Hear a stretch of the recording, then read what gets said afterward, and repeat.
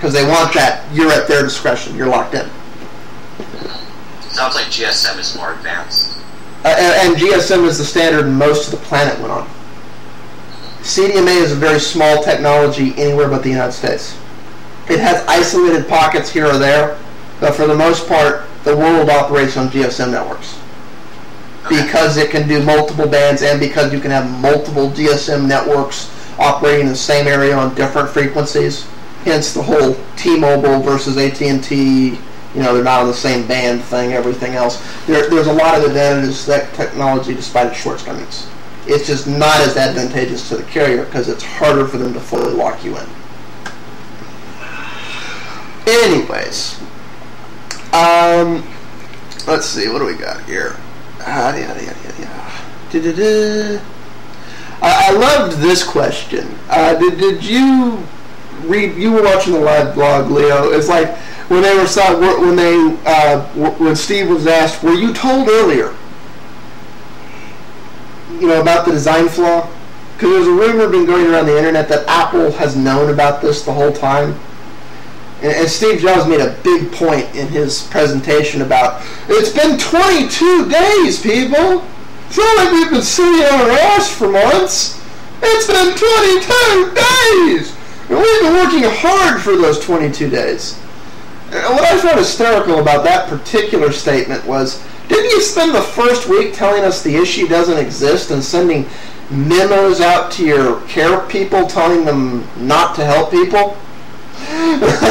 How is that working hard to address the problem? Maybe you've been working it hard for 15 days. I'll buy that. I'm not giving y'all 22. So let's speculate on that. Steve Jobs got pissed when he was asked that question. To be fair, he wasn't denying that the problem existed. He was just trying to say that it wasn't a big deal. So it's possible that they really did believe that it wasn't a big deal, but at the same time, that they were working hard to work on it since so many people were making big mistakes about it. Well, I think if anything, this shows the power of the internet. Yes, it really does. Anyways. But, let's play devil's advocate here. We know what Steve Jobs said, and it's obvious by the live blog that he was a little annoyed at that. His answer to that was, I'm assuming you're referring to the blah article.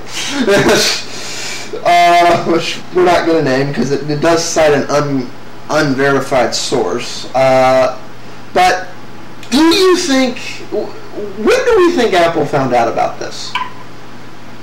Do you think they found out about it on the 7th? Do you think they found out about it when everybody started making all these stinks?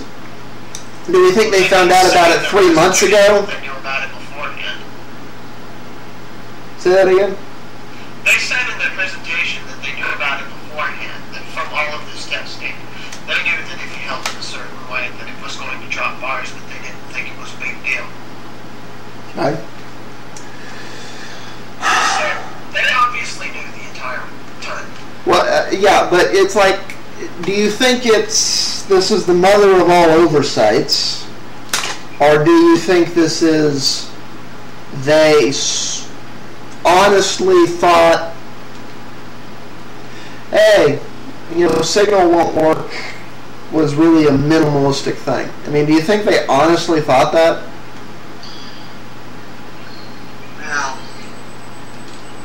I would think if you're really the company that Apple sells themselves as, which is, we're superior quality, we're better than, that's the whole Apple image. Would the idea that your design might lead to poor reception in areas, obviously they didn't expect the death grip, but obviously poor reception, which can lead to more dropped calls. The fact that that was considered acceptable and no big issue, does that really jive with their whole image? It jives with the Apple I know, but or you think I'm just beating on this because I don't like Apple? I don't know. I have no idea what Apple was thinking with this whole thing. But they weren't thinking they'd get this problem, that's for damn sure. You got anything to add, James? No. Alright, what we told earlier. Okay, let's try and wrap this stuff up. What did y'all think of this question? Their response to, do you owe people an apology? Did y'all actually read that? They were asked, Steve Jobs' response to do you owe people an apology? He says, people say it's the coolest phone they have ever had, but we want people to be satisfied. And they can return the company. We want, if I can't read this shit with this small. People say it's the coolest phone they ever had, but we want people to be satisfied. And they can return the company. We want investors who want a long-term view, who trust us in the long run, and keep innovating. Doesn't it just seem like a political answer to you?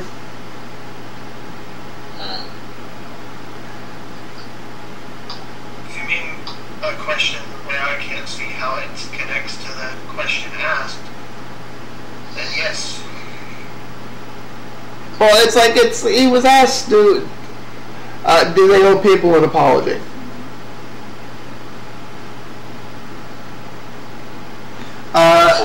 This issue? Yeah. Well, yeah.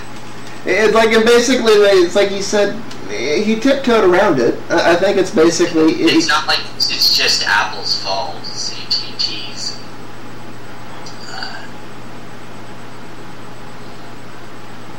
Okay.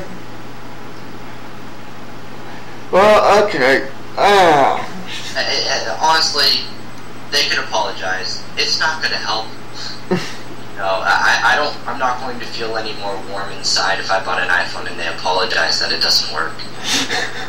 I don't really care. It's not like, it's doesn't mean anything to me besides that they're trying to get better PR. So the apology wouldn't mean anything. So no, I don't think that it would really matter.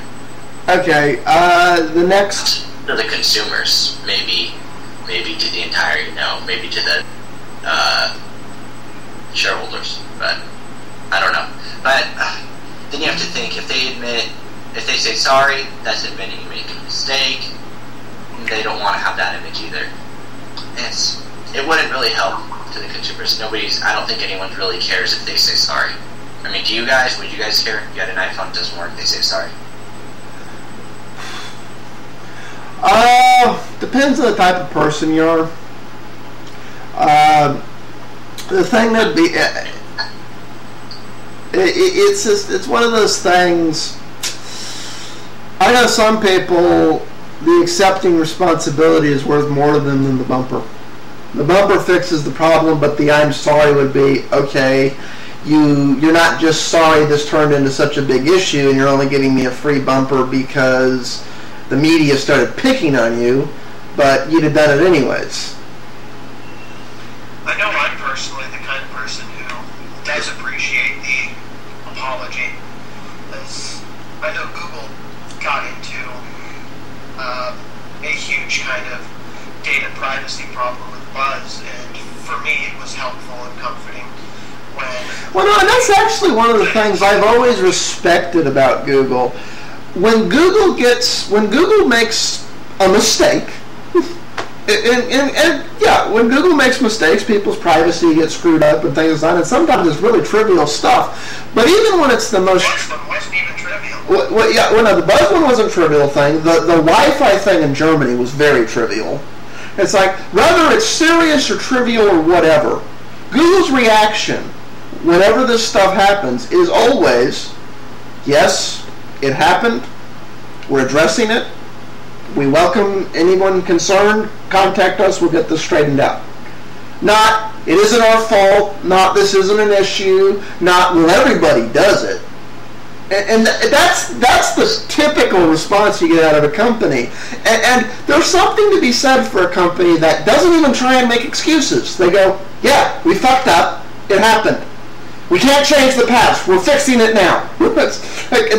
That's what they say. They stand up on their soapbox, they say that, and they move on.